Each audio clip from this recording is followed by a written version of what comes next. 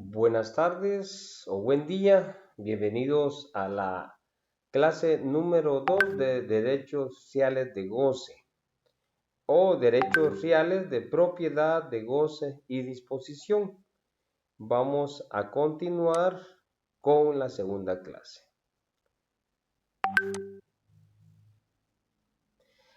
Como recordarán, en la primera clase pues hablamos, compañeros, sobre, en primer lugar, sobre la propiedad, que era la propiedad e inclusive que es un derecho que está establecido en la Constitución Política de la República.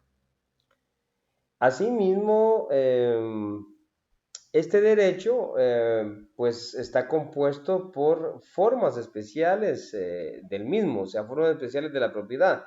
Entre estas tenemos, y lo tratamos en la primera clase, lo que es la copropiedad cuando dos o más personas son propietarios de un bien inmueble.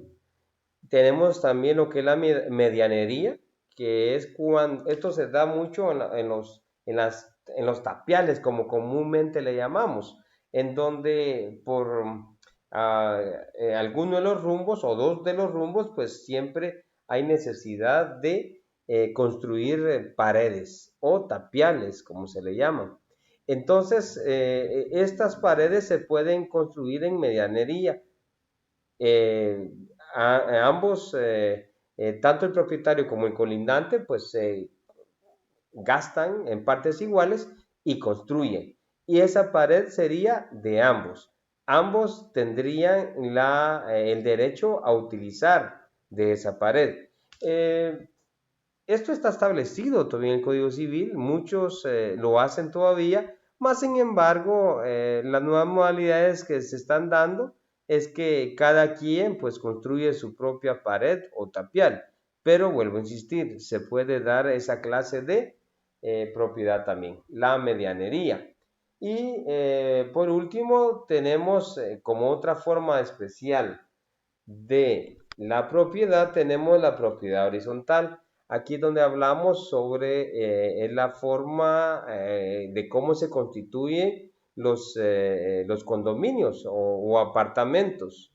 En sí, la parte física y la existente es el terreno donde se va a construir, que les digo, una torre de apartamentos, en donde va a estar conformado por 10 niveles, por ponerles un ejemplo. Y en cada nivel pues van a haber 3 apartamentos. Cada apartamento va a conformar una nueva finca, ¿sí? Entonces, y esta aquí prácticamente se hace como una especie de desmembración. En las fincas primeras, donde está la base, donde está el terreno, pues no hay ningún problema.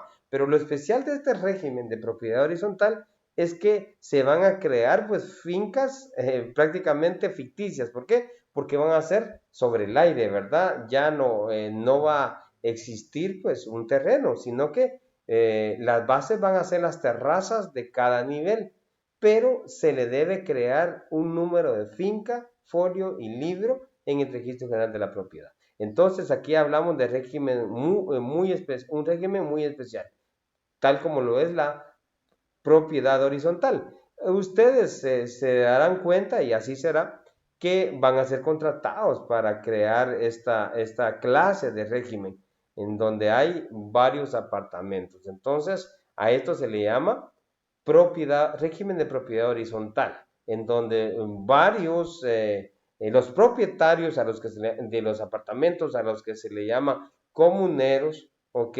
Van a ser dueños de su propia finca y a la vez de las áreas comunes. Puede ser área verde, gradas u otras áreas que sean comunes. A esto, repito, se le llama propiedad horizontal. Vamos a tener una clase específicamente donde vamos a ver lo que es el régimen de propiedad horizontal. Esto es una introducción para que ustedes pues ya vayan teniendo una idea, empezar a conocer sobre el tema. ¿Estamos? Ahora bien, vamos a continuar, solamente que vamos a agrandar acá. Muy bien, ahí estamos. Además de ver las formas especiales de propiedad, como es la copropiedad, la medianería y la propiedad horizontal, en la primera clase sobre este tema, derechos reales de disposición y de goce, pues empezamos a ver lo que es derechos reales de goce. El primero, la primera figura, mejor dicho, que tocamos fue el usufructo, del cual solamente voy a hacer un pequeño resumen, porque ya lo vimos en la clase anterior. Pues el diccionario jurídico elemental de Cabanelas pues tiene una definición de lo que es un usufructo. Entonces es el derecho de usar lo ajeno y percibir sus frutos. En palabras sencillas, yo puedo ser dueño de un bien inmueble, por ponerles un ejemplo. Entonces yo puedo decidir, siendo el dueño yo, eh, darle el derecho a otra persona para que use ese bien inmueble. ¿Ok? Dice la ley y el Código Civil que los frutos civiles y naturales serán del usufructuario. ¿Sí? O sea, si yo vengo y decido darle a Juan Pérez, quien es mi amigo, y yo en agradecimiento porque él ha tenido ciertas atenciones para conmigo, yo soy propietario de un bien inmueble, de una casa, por ejemplo, entonces puedo venir y dárselo en usufructo. ¿Qué significa? Yo aún siendo el dueño, por eso es que se le llama nuda propiedad, porque yo soy el dueño, pero no podría disponer de ese bien inmueble porque yo le estoy dando el derecho de usufructo a Juan Pérez. Entonces, Juan Pérez, si quiere, pues vive en ese bien inmueble, ¿ok? Porque ya tiene ese derecho, claro. Eso no es solamente palabra, sino que lo más conveniente es acudir ante un notario para que el notario pues haga una escritura de constitución de usufructo. Recuerden que el usufructo puede ser a tiempo fijo, no puede, si es un usufructo entre particulares, no puede exceder de 30 años. Si es un usufructo a favor del Estado, el tiempo límite son 50 años, ¿ok? Entonces, y también entre particulares o también estatal, se puede dar bueno, perdón, en el caso estatal no, ¿verdad? Porque solamente se puede dar entre particulares, por favor, tomar nota, el llamado usufructo vitalicio, ¿sí? ¿Qué significa? Regresando al tema, yo siendo dueño de un bien inmueble, le otorgo un usufructo vitalicio a Juan Pérez, significa que le estoy dando el derecho de usar y gozar de ese bien inmueble mientras Juan Pérez viva. ¿Cuándo se extingue el usufructo? Que lo vimos también. Bueno, si no fue usufructo vitalicio, sino que solamente yo le establecí 10 años de usufructo, pues cuando se cumpla, se llegue a esos 10 años. Ahora, si fue usufructo vitalicio, sí, mientras él viva. El día que él fallezca, pues el usufructo desaparece y regresa ya ese derecho a mis manos y en el cual yo puedo disponer ya de ese bien inmueble. Mientras el usufructuario viva, en este caso Juan Pérez, yo no. Si quiere Juan Pérez puede vivir ahí, si no, él puede alquilarlo, ¿no? ¿Y de quién serían esas rentas, compañeros? Por favor, poner mucha atención. ¿De quién sería ese pago de alquiler si Juan Pérez da en alquiler un bien inmueble que es mío? ¿Será que esa renta sería para mí? No. La ley establece que ¿qué les digo? Los productos naturales o civiles son del usufructuario. Entonces esa renta sería del usufructuario, que es Juan Pérez. No sería para mí. Frutos naturales. Si en el bien inmueble pues hay alguna cosecha de mangos, café, maíz, qué sé yo. ¿De quién serían esos productos? Del usufructuario. En este caso, Juan Pérez, aunque yo sea el dueño. Entonces ese solo es un resumen, eso lo vimos anteriormente. Ahí está también en pantalla los artículos que establece el Código Civil respecto al tema. También, por último, vimos la forma de extinguirse del usufructo. Ya medio lo hablamos, por muerte, por vencimiento de plazo, por renuncia al usufructuario. También Juan Pérez puede venir y decir, no, yo no quiero, renuncio a ese derecho. Entonces, pues bueno, ahí terminaría el usufructo. Bueno, muchachos, sigamos hablando sobre los derechos reales de goce. ¿Por qué derechos reales? Porque es sobre bienes inmuebles, ¿ok? Y también hay algunos bienes muebles que se pueden dar estos derechos, por ejemplo, de usufructo. Hablemos del derecho de uso y habitación. Este derecho establecido en el Código Civil guatemalteco, uso y habitación, es la facultad jurídicamente protegida de servirse de la cosa ajena conforme a las propias necesidades, con independencia de la posesión de heredad alguna, pero con el cargo de conservar la sustancia de la misma o de tomar también sobre los frutos de un fondo ajeno, lo preciso para las necesidades del usuario y de su familia. Trato de ejemplificar lo que es esta figura, uso y habitación. ¿Ok?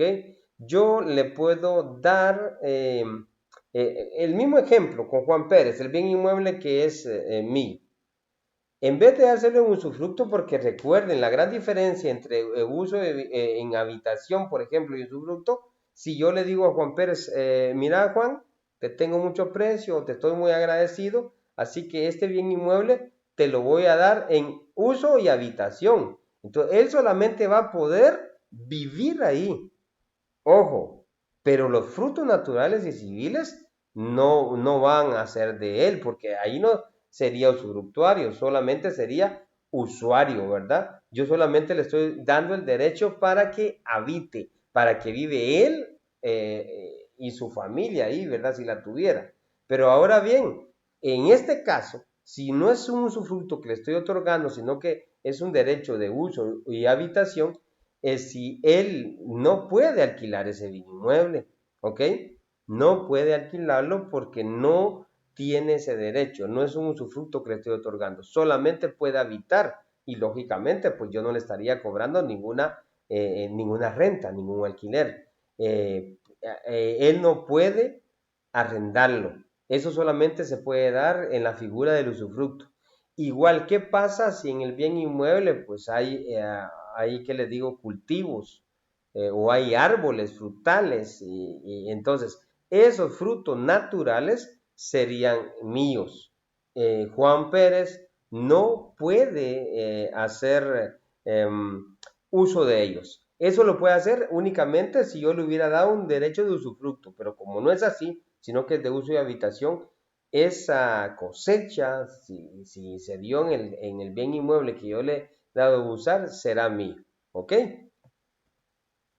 Igual, ahí está la habitación, ¿verdad? Es lo que está explicando, es el derecho que tiene el habitador para obtener lo necesario para él y su familia, para su protección en cuanto a vivienda se refiere. Este es cuando yo le doy el bien inmueble, como les puse el ejemplo anterior, solamente para vivir. También le puedo dar un ejemplo para uso, no lo estoy dando para vivir. Juan Pérez, sigo con Juan Pérez, yo le ayudo y le doy el bien inmueble, que es un terreno, para que él lo use, no para vivienda, sino que para, ¿qué les digo? Para colocar ahí un taller de mecánica, ¿sí? Entonces yo le estoy dando el bien inmueble para uso, o una carpintería, o qué sé yo, Juan Pérez es ganadero y agricultor y él pues necesita tener un lugar, un corral, ¿sí? Un corral para tener sus vaquitas ahí. Entonces, ahí estaría dándoselo en uso. Esto es muy diferente, muchachos, al contrato de arrendamiento. ¿Cuál es la gran diferencia? Porque ustedes pueden decir, bueno, pero lo que está hablando el licenciado acá es un contrato de arrendamiento. No, la gran diferencia es que en el contrato de arrendamiento sí existe un pago. Entonces, si Juan Pérez yo le doy el bien inmueble, pero a cambio que él me pague una renta, ¿sí?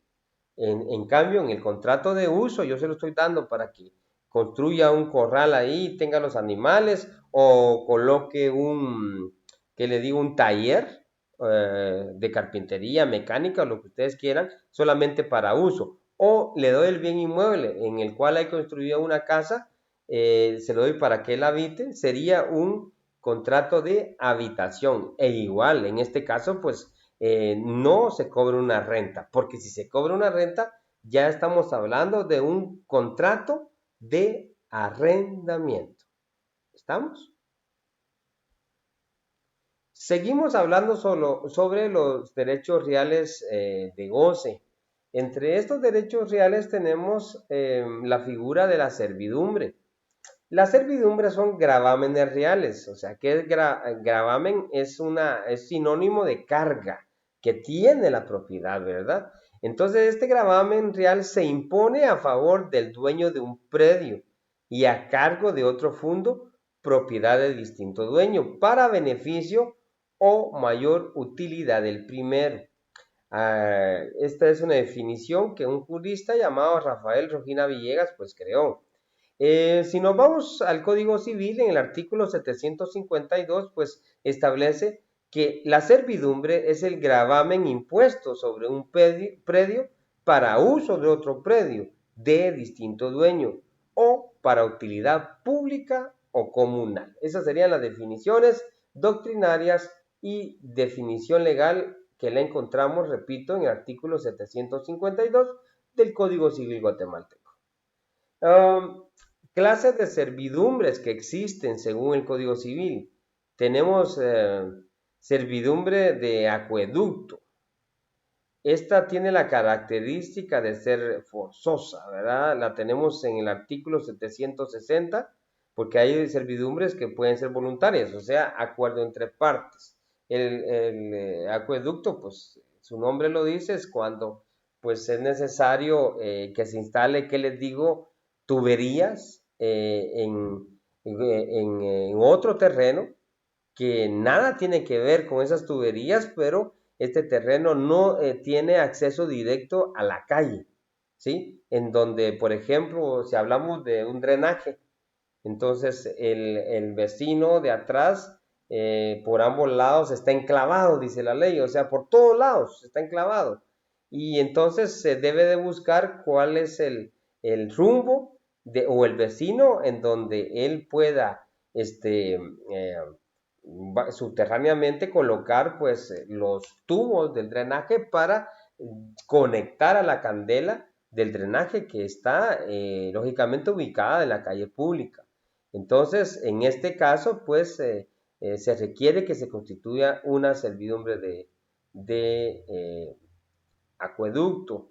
Tenemos servidumbre de estribo, que está en el artículo 778, servidumbre de abrevadero y de saca de agua, servidumbre legal de paso, es la más común, ¿verdad, compañeros? Es igual, un terreno está enclavado, pero por todos los rumbos, norte, sur, oriente y poniente, no hay salida a la calle pública, ni siquiera un callejón público-privado. Entonces, es ahí donde el primer paso que podemos dar es llegar a tener un arreglo voluntario, por eso se llaman servidumbres voluntarias, con el vecino, que es por donde necesitamos que nos otorgue una extensión de tierra para pasar.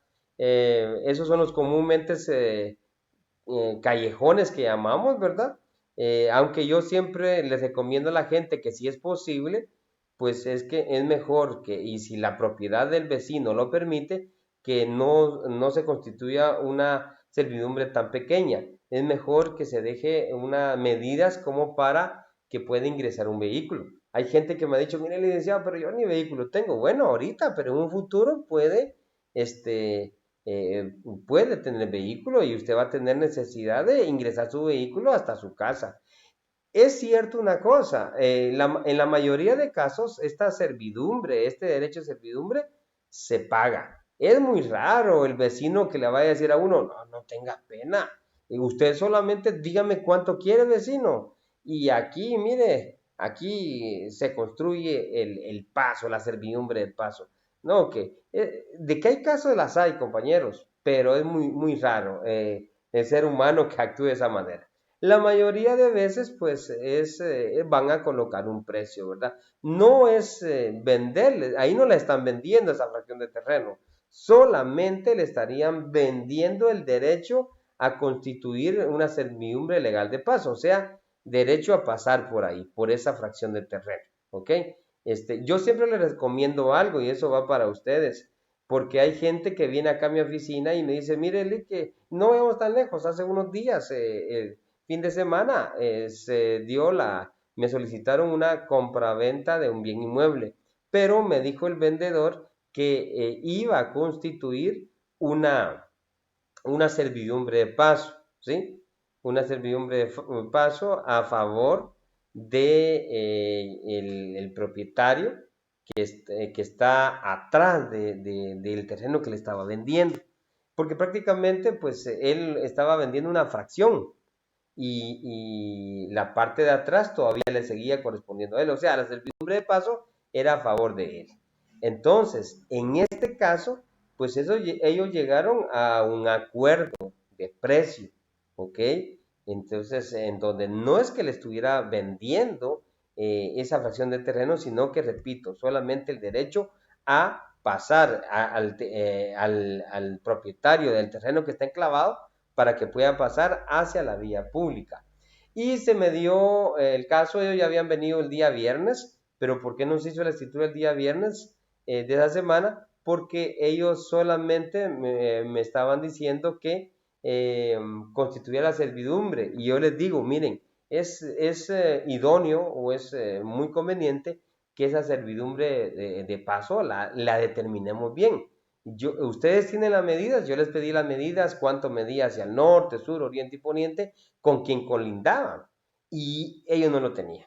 Miren, aquí me pasan muchos casos en donde inclusive algunas veces, pues, la gente se molesta. Por ejemplo, ese día fue así, me dijeron, mire, licenciado, disculpe, pero en donde fulano, por ética me reservo el nombre, ahí ya me hubieran hecho la escritura, pero usted de qué rato está y va a explicar y va a hablar acá y nunca hace la escritura. Yo les digo, miren, yo quiero hacerles algo bien hecho.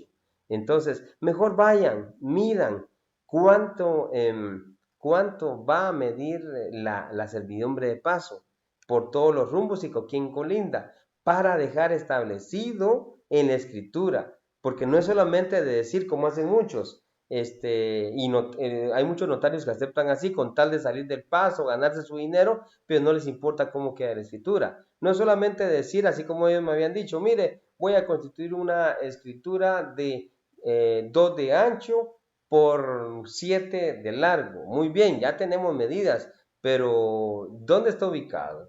¿Quiénes son los colindantes, verdad? Para ubicarlos no lo tenían. E inclusive el 7 de largo que me habían dado no estaba seguro. Era un cálculo que ellos consideraban. Entonces le dije, no, no, no, hagamos las cosas bien. Por eso fue que se hizo hasta el día sábado. E inclusive ya no se puso 2 de ancho. Yo les dije, aprovechando que aquí estamos hablando de dos terrenos. Eh, el terreno que va a permitir que usen de una fracción de su propiedad se le llama predio sirviente, ¿sí? Y el predio dominante es el terreno que está enclavado, es el terreno que se va a servir del predio sirviente, ¿ok? Entonces, aprovechando, yo tenía en mis manos también la escritura, porque es necesario, del predio sirviente, y me di cuenta que la propiedad era grande. Inclusive le recomendé que si se podía, que la servidumbre no fuera de 2 metros de ancho, sino que de más, unos 5 por ejemplo, porque era lo que le explicaba, miren, en un futuro usted, predio dominante o el predio enclavado, pues va a tener necesidad de ingresar carro. Entonces, porque él me decía, no, pero yo no tengo carro. Bueno, pero en un futuro se puede dar. Al final dejaron 5 de ancho más la medida que tomaron de largo. Y ahí ya quedamos ya bien establecido. Las servidumbres puede ser a perpetuidad o por un tiempo establecido, ¿sí? Porque se puede el caso que, por ejemplo, a veces hay empresas que solamente vienen a hacer trabajos o llegan a los lugares y por cierto tiempo necesitan ingresar a un terreno que está enclavado en la parte de atrás o por algún rumbo. Entonces, en ese caso, las servidumbres solamente se pueden constituir para el tiempo necesario en que se realice ese trabajo, no necesariamente a perpetuidad. Luego tenemos las servidumbres para establecer comunicación telefónica. Aquí estamos hablando de, hoy se llama Claro, ¿verdad? Antes era Telgua, Guatel, después Telgua y hoy es Claro. Igual pasa con la otra servidumbre de conducción de energía eléctrica. Ellos tienen, cuando tienen que solicitar una servidumbre ya sea para comunicación telefónica o para conducción de energía eléctrica, cuando las empresas van a instalar, que les digo, postes y cables, pero estos postes van a estar instalados y los cables van a estar dentro de una propiedad privada. Ojo ahí, sí, y se dan mucho esto, siempre, ¿vieron? Donde necesitan instalar energía eléctrica o ya sea servicio telefónico, el predio que necesita de esta instalación no tiene acceso a la vía pública, donde están los postes en la calle, ¿verdad? De cada empresa, ya sea de teléfono o de energía eléctrica. Entonces, la única vía es que estos postes o este cable, porque muchas veces no hay necesidad de colocar postes, solamente cables, pero estos cables tienen que pasar, aunque sea no toquen tierra, sino que de forma aérea, tienen que pasar por propiedad privada. A esto es lo que se le llama servidumbres para establecer comunicación telefónica, si fuera para ese servicio, o para energía eléctrica. Y aquí está la servidumbre legal de desagüe también, que es parecido a la de acueducto, ¿verdad? Que hablamos de drenaje, prácticamente esta sería. Bueno, muchachos, esas son las diferentes clases de servidumbres. Esta es la última figura que tiene que ver con los derechos reales de goce. ¿Por qué de goce? Porque alguien que no es dueño del predio sirviente va a usar de alguna forma de ese predio, no siendo dueño. Vayamos a los derechos reales de garantía, es otra rama importante de los derechos de propiedad. Hablar de derechos reales de garantía, estos surgen a la vida jurídica en razón de otro derecho, o sea, cuyo cumplimiento es garantizar. Se llaman así estos derechos porque van encaminados a asegurar o garantizar un crédito. Oído, sirven para garantizar un crédito y tienen una condición jurídica, la cual es la de ser derechos accesorios, que se constituyen siempre en relación de dependencia de una obligación principal. Entre estas tenemos la hipoteca y la prenda. Ahorita vamos a ver la diferencia. Antes de entrar de lleno, recuérdense que los derechos reales de garantía se utilizan en los negocios jurídicos de créditos, ¿ok? Un banco, una cooperativa, incluso un prestamista particular. Viene alguien de ustedes y me dice, mire, Juan Carlos, fíjese que yo necesito dinero, que me preste usted dinero. Yo soy particular, ¿será que yo puedo prestar y solicitar una garantía? Claro que puedo, ¿ok? Entonces, pero yo le digo, mire, ¿cuánto necesita? Qué sé yo, 100,000 quetzales. Muy bien, es probable que yo se los pueda prestar. Igual pasaría en los bancos y cooperativas, ¿oyeron? Ok, pero le digo, mire, pero yo necesito una garantía, ¿sí? Necesito una garantía. ¿Por qué garantía? ¿Qué pasa si usted no me paga? Entonces, si usted no me paga, pues yo no perdería, ese es el objetivo, no perder mi dinero. Si usted no me paga, pues si usted me da en garantía un bien inmueble, eso se llama hipoteca. Pero si usted me dice, mire, porque muchachos, lo ideal, lo que yo siempre les recomiendo a la gente que va a prestar, primero les digo que piden una garantía, porque no solamente basta con el contrato de crédito. Yo he tenido varios casos acá en la oficina en donde ya vienen y cuando se sienten perdidos vienen y me dicen, mire licenciado, dice que estoy en problemas porque le presté cierta cantidad a alguien que quería a mi amigo y no me pagó y no me quiere pagar. Pero mire, le cuento algo. tengo una gran ventaja. Mire, yo busqué un notario, ¿verdad? Aunque no haya sido a mí, pero busqué un notario y me hicieron un contrato de crédito, ¿verdad, licenciado? Que con este contrato de crédito yo estoy amparado o amparada para recuperar mi dinero. Entonces yo le digo, bueno, lo primero que yo hago es pedirles el contrato. He tenido varios casos en donde yo empiezo a leer y si miro que hay hipoteca o hay una prenda, o sea, hay una garantía, pues bueno, ahí ya vamos bien, pero he tenido casos en donde solamente tienen el contrato de crédito, en donde reza que el deudor, que cierta persona se constituye como deudor de otra, que es el acreedor. Hasta ahí vamos bien. El problema es que en muchos de esos casos no constituyeron garantía. Entonces, hay un principio constitucional que dice que por deuda no hay cárcel. En materia de deudas, la única vía que se puede seguir es la vía civil, o sea, si el deudor no quiere o no puede pagar, pues debemos de acudir con un abogado para que el abogado nos formule una demanda de cobro, una demanda ejecutiva, siempre y cuando contemos con un contrato. Por eso es importante hacer un contrato, no solo de palabra, muchachos. Recuerden que las palabras se las lleva el viento. Entonces, hasta ahí vamos bien, está el contrato. ¿Y por qué se le llama ejecutivo? Porque solamente es de ejecutar, pedirle al juez que cobre esa deuda. Ahí ya no hay ningún derecho que probar, porque las partes, por ejemplo, el deudor está diciendo que se constituye deudor. Pero muchachos, si prestaron dinero y no les otorgaron garantía, ya sea un bien inmueble que sería hipoteca o un bien mueble que sería prenda, están mal. Ahí no van a recuperar nada porque si no hay bienes muebles o inmuebles a nombre del deudor, no van a poder recuperar nada. Mucha gente me dice, mira, y no podemos meterlo preso. No, esto es materia civil. En ningún momento se puede meter preso porque la Constitución Política de la República, repito, establece que por deuda no hay prisión. Por eso mire que hay mucha gente que es astuta. Ya sabe cómo hacer las vueltas, como dicen los colombianos, ¿verdad? Prestan y prestan y inclusive yo he conocido de casos ahí donde sí son dueños de casas, de carros, pero miren, los bienes muebles o inmuebles no los tienen a su nombre.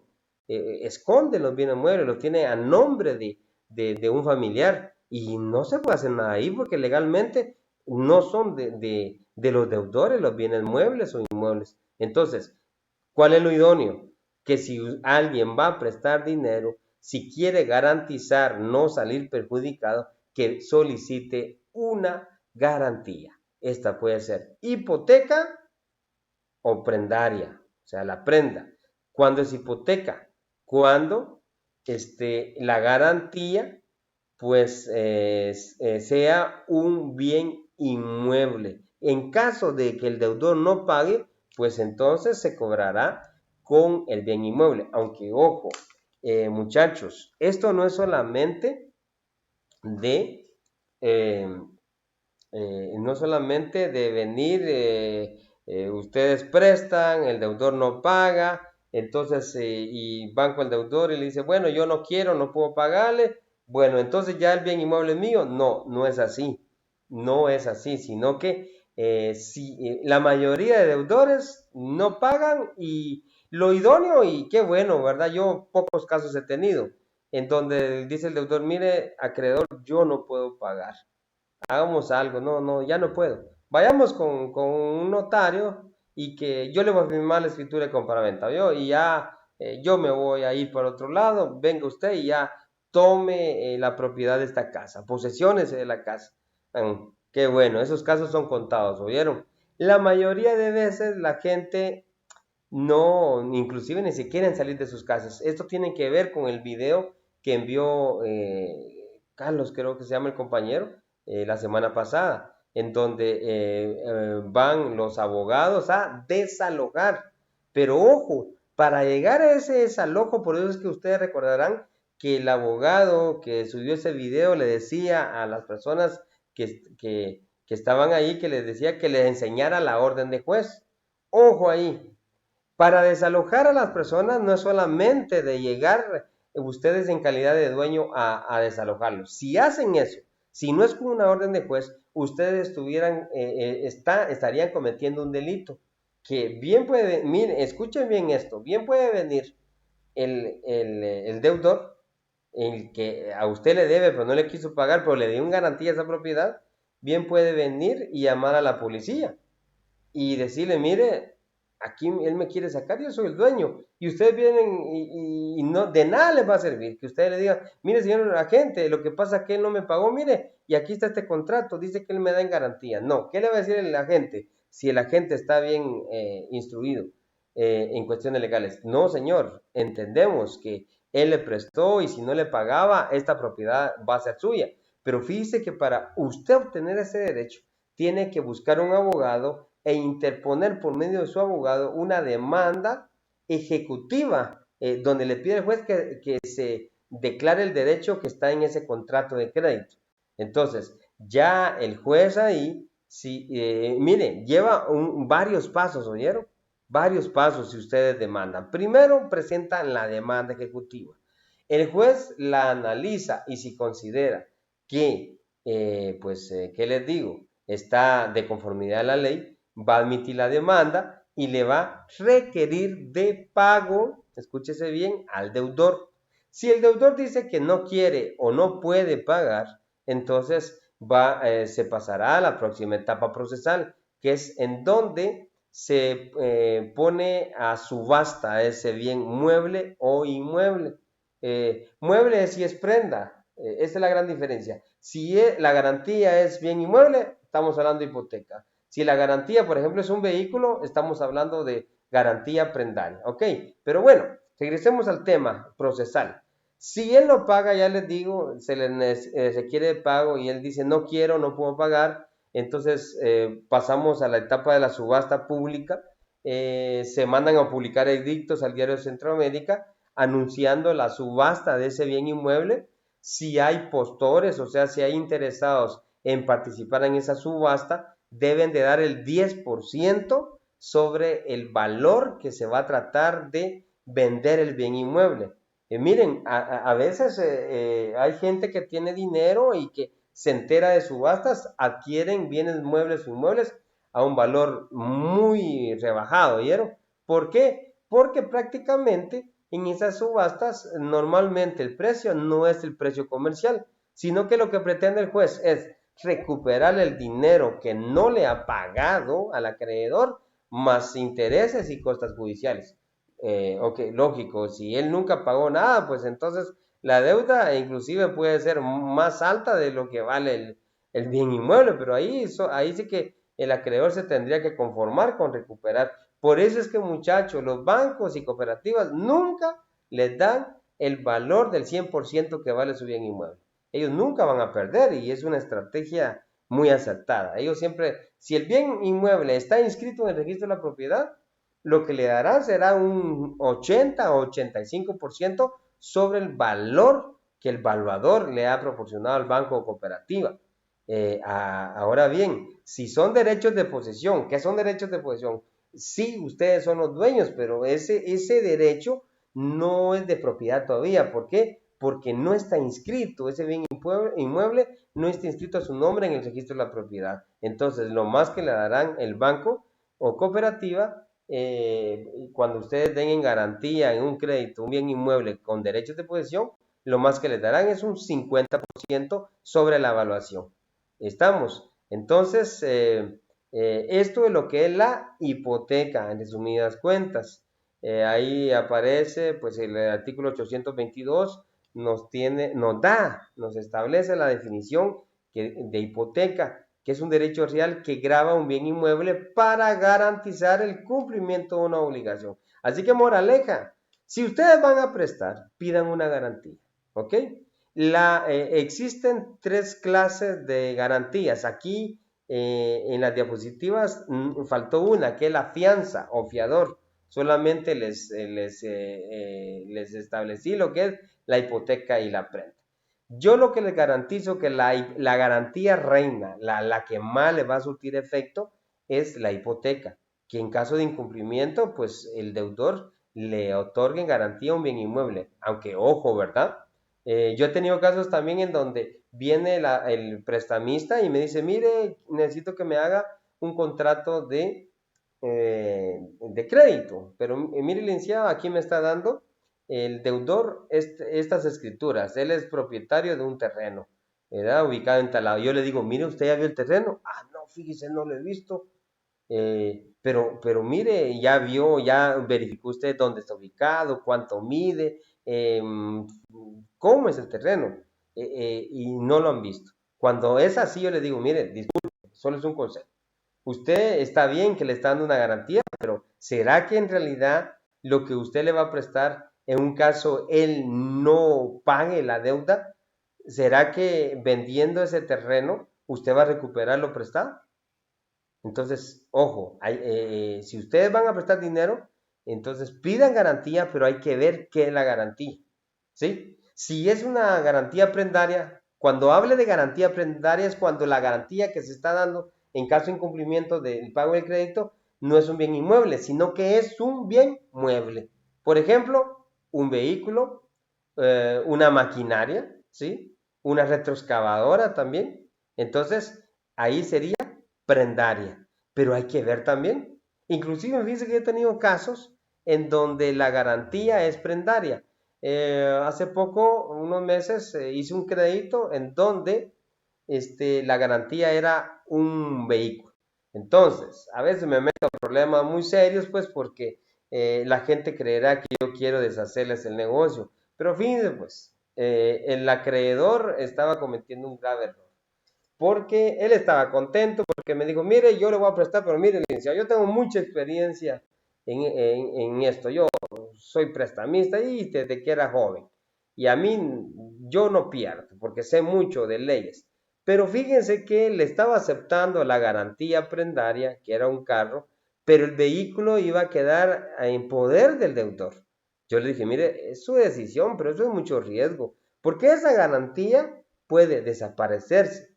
Por ejemplo, eh, que lo roben el vehículo o lo autorroben, ¿sí? O suceda ¿qué les digo? Un accidente y ahí el vehículo se pierda, se dañe parcialmente o tenga daños irreparables. O sea, la pérdida sería completa. Ahí están en un grave riesgo, excepto, y ahí sí no habría riesgo que el vehículo tenga seguro. Si el vehículo tiene seguro contra robo, daños materiales en accidentes, etcétera, etcétera, ahí sí, miren, ahí sí yo le digo al acreedor, no tenga pena, la garantía es muy efectiva. Porque lo contrario, lo que le digo, miren, es mejor un terreno, ¿verdad? Porque el terreno sí es solamente un desastre natural, puede desaparecer el terreno. ¿Ok? Entonces, ojo ahí. Y la otra clase de garantía es la fianza o fiador. Ahí, y esa fianza es perdón, esa garantía es una garantía personal, porque ahí no va a ser ningún bien inmueble, ni ningún bien mueble la garantía, sino que va a ser una persona. Igual he tenido casos en donde me dicen, mire pues licenciado, yo le voy a prestar a fulano cierta cantidad de dinero, pero ya conozco mucho de eso, pero mire, ya averigüé, ya lo sondeé y él dice que no tiene ningún bien inmueble, tampoco tiene ningún bien inmueble, ningún carro que me pueda dar en garantía. ¿Qué más puedo pedirle, licenciado, si él no tiene eso? Bueno, tenemos otra opción, otra garantía, la fianza, o sea, un fiador, pero no cualquier fiador, no cualquier fiador, compañeros, este fiador tiene que tener solvencia, de preferencia mejor si es trabajador del Estado, ¿verdad?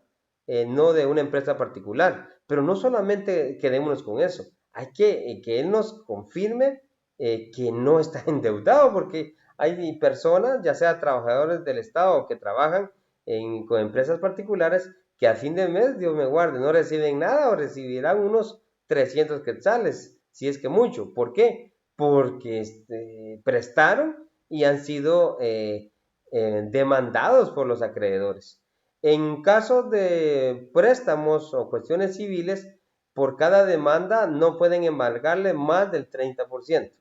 El único embargo que se puede dar por el 50% es cuando demandaron al varón por cuestiones de alimentos. Ahí sí, le pueden embargar el salario hasta el 50%.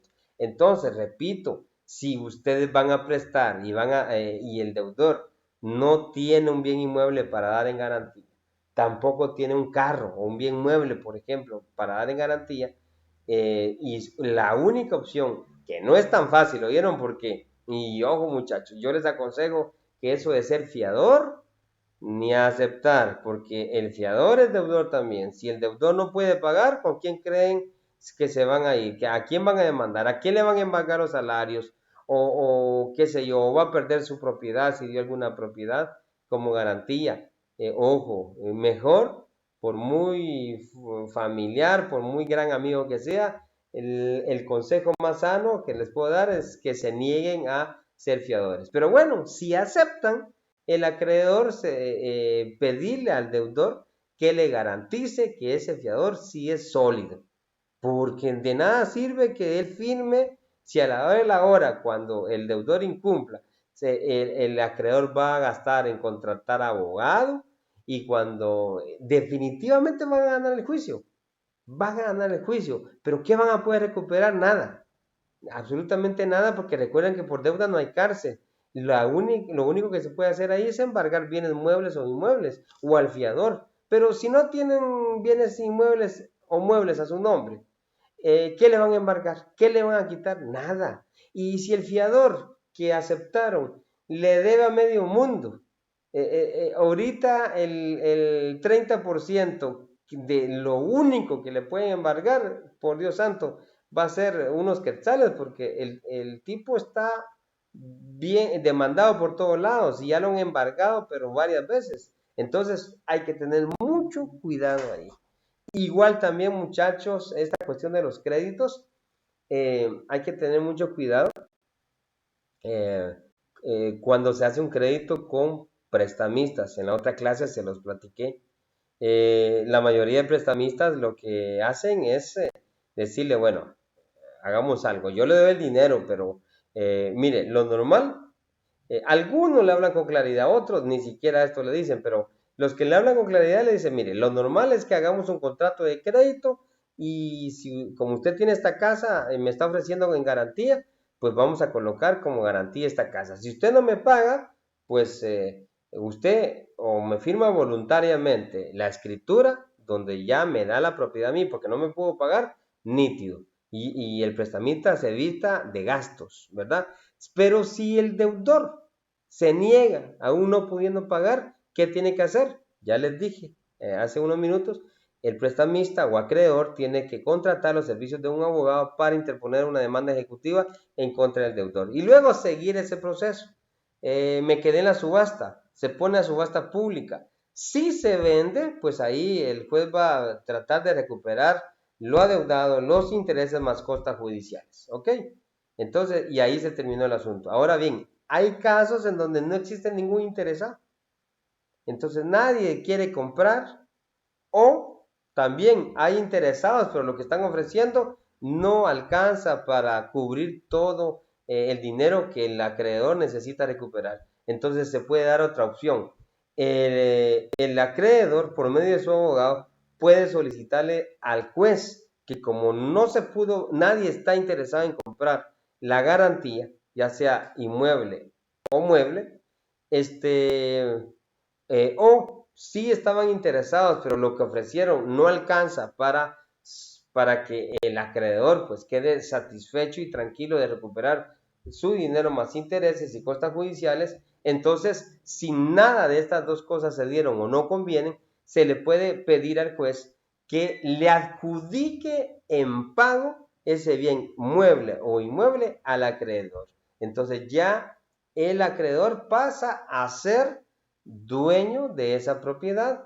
La resolución del juez es que le ordena al deudor que firme, ya sea si es bien inmueble, la escritura de adjudicación en pago. O si es un bien mueble, por ejemplo, un vehículo, pues que firme el endoso, ¿verdad? Para que ese vehículo pase a nombre del acreedor.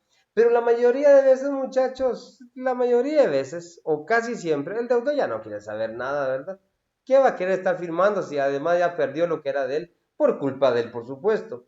Entonces la ley le faculta, escúchese bien, le faculta al juez, para que él firme, ya sea la escritura traslativa de dominio, o sea, la adjudicación en pago, o firme el endoso si fuera un vehículo. Estos solo son algunos ejemplos que yo les coloco. Entonces, eso son las garantías, ¿verdad? En caso de créditos. Repitamos, la hipoteca, la garantía es un bien inmueble, la garantía prendaria o la prenda, como se le llama también, en donde, ¿qué es la garantía? Un bien mueble. Por ejemplo, un vehículo. Y la garantía de fianza o fiador, que es donde es una persona que tiene un ingreso, que tiene un salario, en donde se firma constituyéndose como fiador. ¿Qué significa? Que si el deudor no paga, el fiador va a pagar, ¿ok? Y si no paga voluntariamente, pues en la demanda se va a solicitar al juez que si el deudor no paga, se le embargue, se le quiera de pago al deudor, perdón, al fiador. Y si el fiador también dice, no, señor juez, yo le firmé, pero mire, yo no voy a pagar esa deuda si esa deuda no es mía. Disculpen, muchachos, ese argumento no vale en ese proceso, ¿vieron? El juez le va a decir, no, señor, usted firmó de fiador, así que si no paga, pues le vamos a embargar su sueldo. O si él firmó dando en garantía, porque se puede hacer, dando en garantía un bien inmueble que es de él, aunque la deuda no sea de él, pues igual va a perder ese bien inmueble y no hay nada que se pueda hacer. Por eso mucho cuidado, compañeros, al estar sirviendo como fiador o dando nuestros bienes para que sirvan como garantía en algún contrato de crédito. Mejor si no negamos. Y también no se les olvide eso, ojalá que no tengan la necesidad de ustedes recurrir a un prestamista particular, porque lo que hacen ellos es pedir que no se haga un contrato de crédito, sino que se firme, ustedes firmen un contrato de compraventa. ¿Qué está pasando ahí? Ahí ustedes le están trasladando ya de una vez la propiedad al prestamista. Es un contrato de compraventa. Entonces ahí no dice nada de crédito. Entonces, ¿qué pasa si ustedes realmente le pagaron, pero el prestamista, perdón la expresión que voy a utilizar, no es honesto, es sinvergüenza y dice, no, usted no me ha pagado? No, es que yo le pagué, mire que no, esta propiedad es mía. Ustedes perdieron el dinero que le pagaron, mala propiedad. Por eso, o muere. ¿Se recuerdan el caso que les conté? Que el prestamista murió y con el primer hijo que el deudor habló y le dijo, mire, yo tengo los recibos donde le pagué a su papá. ¿Y qué le dijo el otro? No, lo siento. Mire, aquí encontré la escritura. Aquí dice que mi papá le compró. En ningún lado dice que mi papá le prestó y que usted le dio en garantía ese bien inmueble. Entonces, como es de mi papá y mi papá pues no dejó testamento, entonces en el intestado, quienes vamos a ser los herederos somos la esposa que todavía vive y los hijos. Entonces, ojo ahí, no conviene hacer eso. Mucha gente, como está necesitada de dinero, hacen cualquier cosa, pero lo conveniente es hacer un contrato de crédito con garantía hipotecaria si es un bien inmueble. Si es un carro que se está dando en garantía, pues sería garantía prendaria. Si no, si es una persona que se está constituyendo como fiador, en caso del deudor no pague, pues hablamos de un contrato de crédito con fianza. ¿Ok? Esas son las garantías que se pueden dar. ¿Quiénes pueden hipotecar? Pues solo aquellos que pueden enajenar, o sea, los dueños. Ahora, pero ustedes me dirán, mire, Lick, yo por ahí vi un día que, fíjese que mi tío eh, que está en Estados Unidos necesitaba hacer un crédito para construir, por ejemplo.